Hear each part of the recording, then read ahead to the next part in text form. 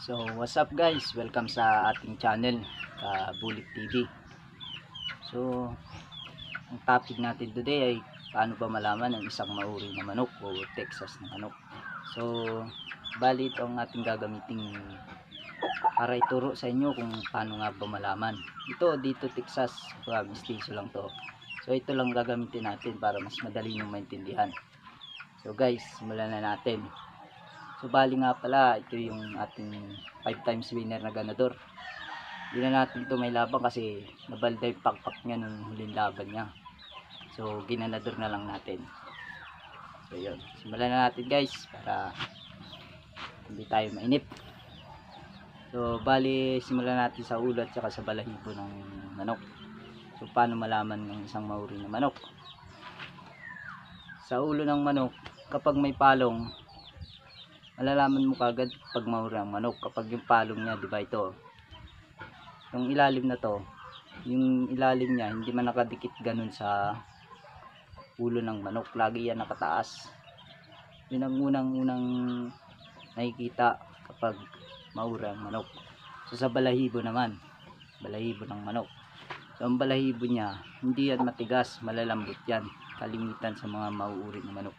Tapos yung ganito niya, hindi man nagalalago. Hindi lang malalambot ang balahibo niya. So hindi nagalalago. Balahibo dito, di ba? May balahibo yan dito. Ginantsuhan ko na eh. Kasi para hindi man masyadong malago ang pantingnan.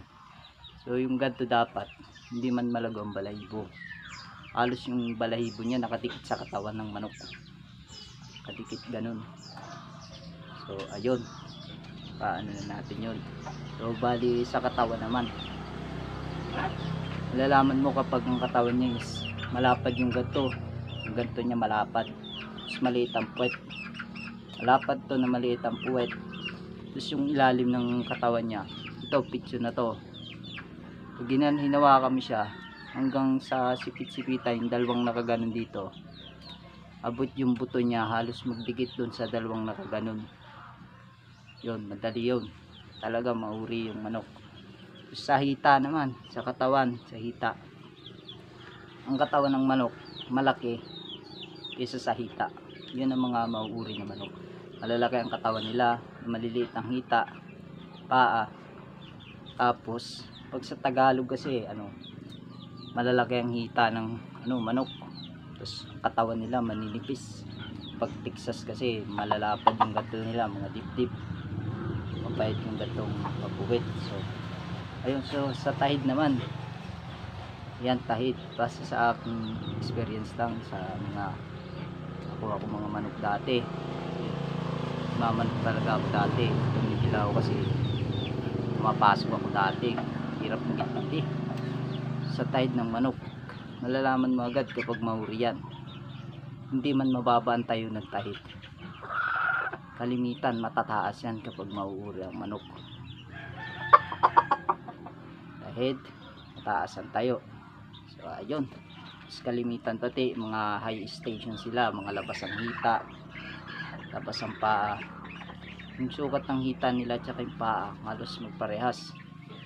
Doon mo malalaman ng mauri na manok. So ito, bali ito, hindi to talaga mauri, stiso lang to. Pag dito ko lang tinuro. So ayun guys, sana may matutunan kayo sa aking topic for today, paano malaman ng isang mauri na manok. So bali, meron pa pala, huwag kayong titingin sa tuka ng manok, sabihin mahaba Texas, hindi ganun. Kasi marami akong nakikita ang mauri na manok, malinit, may igsan tuka, nakawit lang. Depende sa bloodline siguro, di ba? So huwag kayong magbabase din sa tuka ng manok para malaman kung mauri ba. Hindi ganon. So yun guys, maraming salamat.